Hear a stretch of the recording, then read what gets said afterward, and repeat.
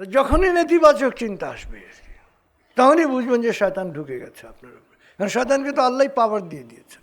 তার চাওয়াটাকে যে যার জন্য তুমি আমাকে আজকে এই পাওয়ার থেকে আমার ক্ষমতাচ্যুত করলে, তাদেরকে আমি শুকরগুজার অবস্থায় তোমার কাছে আসতে দেবো না। আমি এতদিন তোমার কাজ করেছি, এখন তোমার পথ থেকে বিরত রাখার জন্য আমি কাজ করব।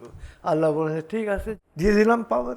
তো যেহেতু আল্লাহ পাওয়ার দিয়ে দিয়েছেন, ধরেন আল্লাহর হুকুম তামিল করতে করতে তারও তো কিছু বুদ্ধি হয়েছে। তার বুদ্ধি মানুষের বুদ্ধির চেয়ে কম নয় আর কি।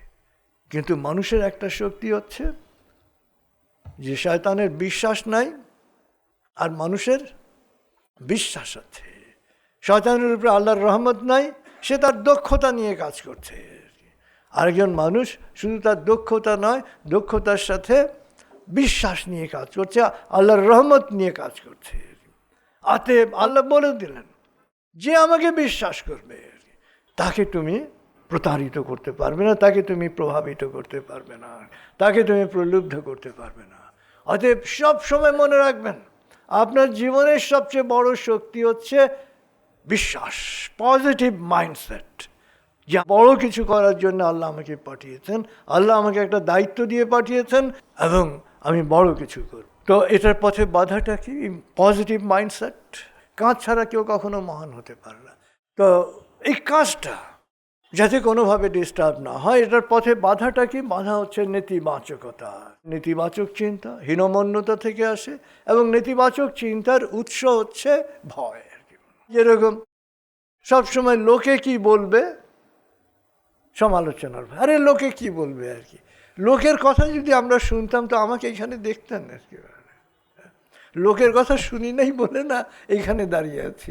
ধরেন আমার পরিচিতরা কেউ বিশ্বাস করেনি যে আমি মঞ্চে দাঁড়িয়ে কথা বলতে পারবো। তো লোকে কি বলবে, সমালোচনার ভয়। পরিবারের দায়িত্ব কিভাবে পালন করব, এই ভয়।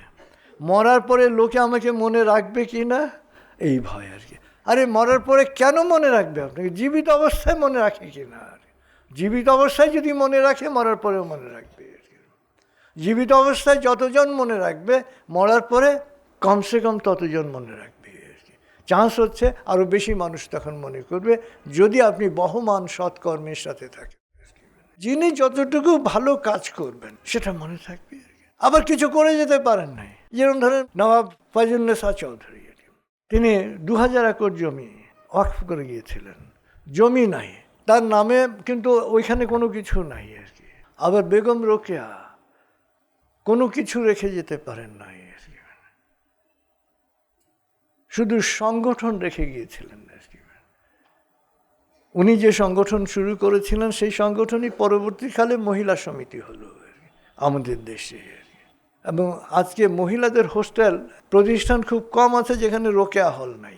উনি নিজে কিছু করে যান নাই, কিন্তু তার নামে বেগম রোকেয়া বিশ্ববিদ্যালয় আছে। কেন? কারণ তিনি লোক তৈরি করে গিয়েছিলেন, চেতনার বিস্তার ঘটিয়েছিলেন, নারী মুক্তি আন্দোলনের চেতনার বিস্তার ঘটিয়েছিলেন। তো আসলে মানে আপনি কি করলেন এটা হচ্ছে ইম্পর্টেন্ট আর কি। মরার পরে আপনাকে লোক মনে রাখবে কি না সেটা নির্ভর করছে আপনার কাজের উপরে।